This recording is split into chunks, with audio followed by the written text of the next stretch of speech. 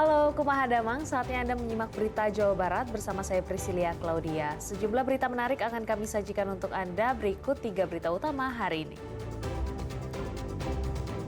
Gara-gara mengikuti peta digital ponsel, pengendara mobil tak sadar melewati perlintasan tanpa palang pintu hingga tertabrak kereta.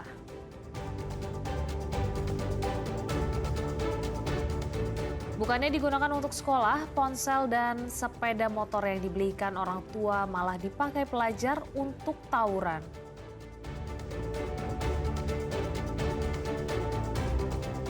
Anggota geng motor menganiaya seorang pria dengan senjata tajam hingga tewas di tempat.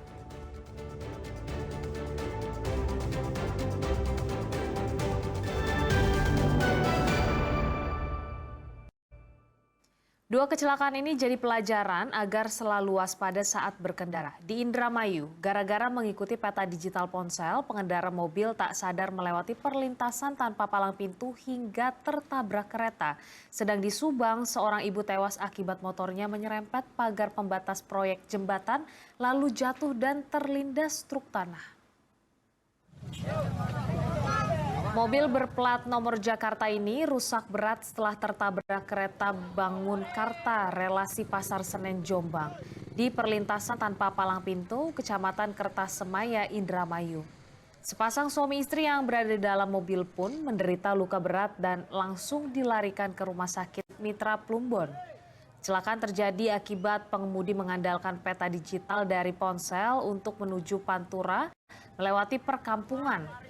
Tepat di lokasi kejadian, pengemudi tak menyadari ada perlintasan tanpa palang pintu. Apalagi saat kejadian hujan turun cukup deras sehingga pandangan terhalang. Tabrakan pun tak terhindarkan.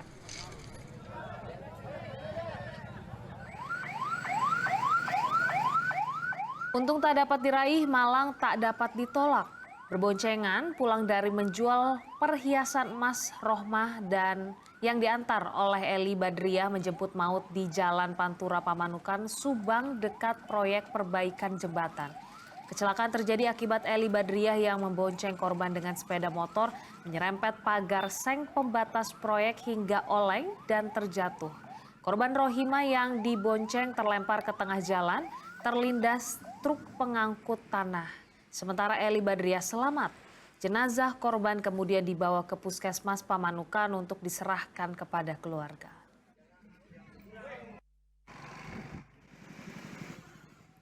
Kecelakaan beruntun melibatkan bus penumpang Prima Jasa, mobil derek PT Jasa Marga, dan bus pariwisata rombongan peziarah di Tol Cipularang Purwakarta.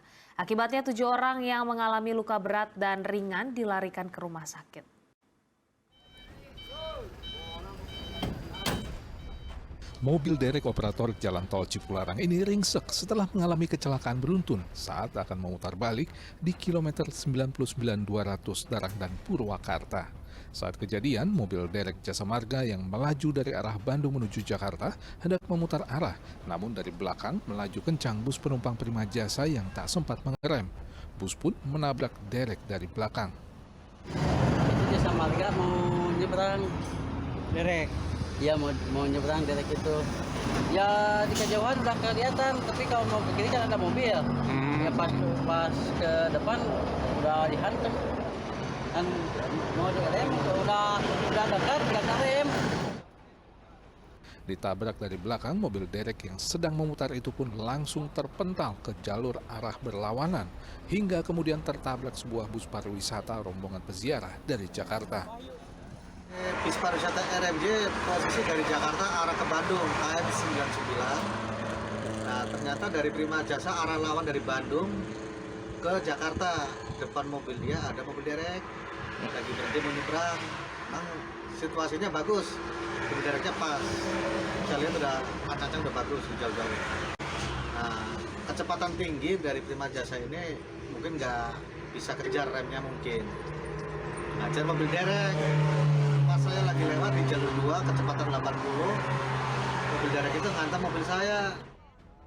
Akibat kecelakaan beruntun ini, 4 orang penumpang dan sopir bus pariwisata mengalami luka ringan. Sementara Ahyar, sopir mobil derek, dan kernetnya Rizky mengalami luka berat. Seluruh korban luka dilarikan ke rumah sakit di Padalarang, Bandung Barat, sedang rombongan peziarah dikembalikan ke tempat asal menggunakan bus pengganti. Zainal Arifin melaporkan dari Purwakarta. Masih dari kawasan tol Cipularang Purwakarta, dapur sebuah rumah makan di tempat istirahat kilometer 88A Minggu siang terbakar. Kebakaran dipicu cipratan minyak saat menggoreng tahu. 1 orang mengalami sesak napas dan harus mendapatkan perawatan medis.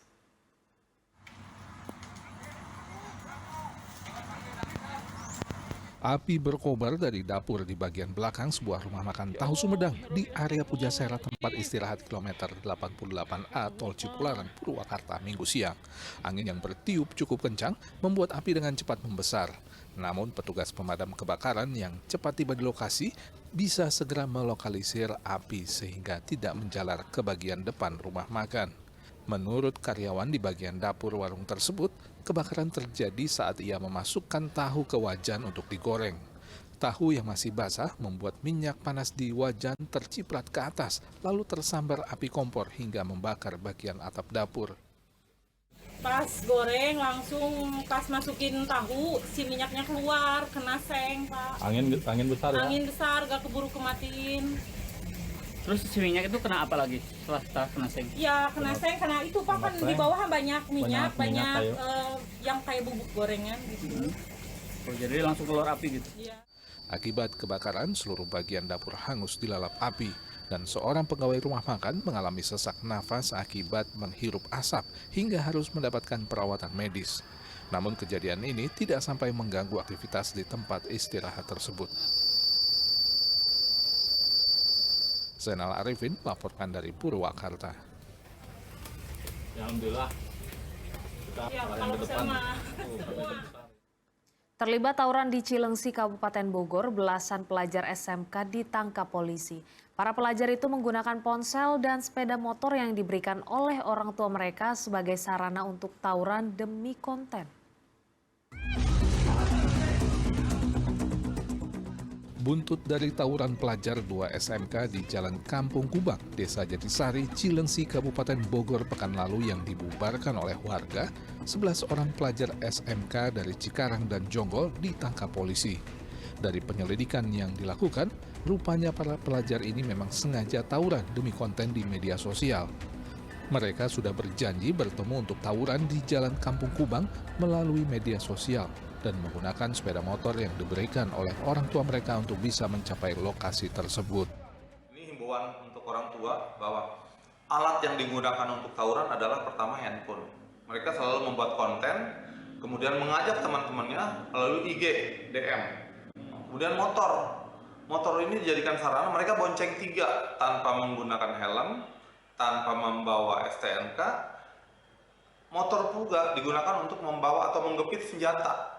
Jadi mereka datang dari Jonggol 4 motor, bonceng 3, kemudian dari Cikarang juga sama, bertemulah mereka di Kampung Kubang. Nah ini sarana inilah, jadi himbauan kami kepada orang tua, tolong diperhatikan betul HP-HP yang digunakan oleh anak-anak, kemudian jangan sampai diberikan kendaraan untuk ke sekolah, karena apa? Kendaraan tersebut kalau tidak terkontrol digunakan untuk tawuran. Dari para pelajar disita 4 unit sepeda motor dan berbagai jenis senjata tajam yang digunakan saat tawuran. Selain diberikan pemahaman agar tidak tawuran lagi, atas izin orang tua para pelajar tersebut, polisi mencukur rambut mereka hingga rapi. Setelah orang tua dan pihak sekolah menandatangani pernyataan untuk menjaga agar anak dan murid mereka tidak tawuran lagi, ke-11 remaja tersebut pun dikembalikan ke orang tuanya masing-masing. Asep Solihin melaporkan dari Kabupaten Bogor. 9 hari hilang saat mencari burung, seorang pria ditemukan tewas tenggelam di aliran sungai Ciparai, Curug Seribu, Pamijahan, Kabupaten Bogor. Evakuasi korban terhalang himpitan batu besar dan batang pohon.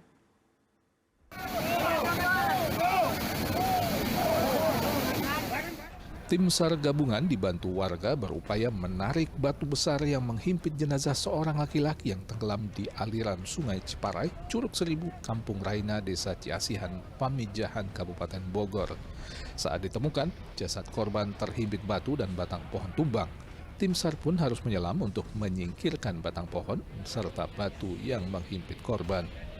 Setelah diidentifikasi, korban adalah AF, pria berusia 45 tahun. Ia dinyatakan hilang saat mencari burung di hutan kawasan Taman Nasional Gunung Halimun Salak tanggal 9 September lalu.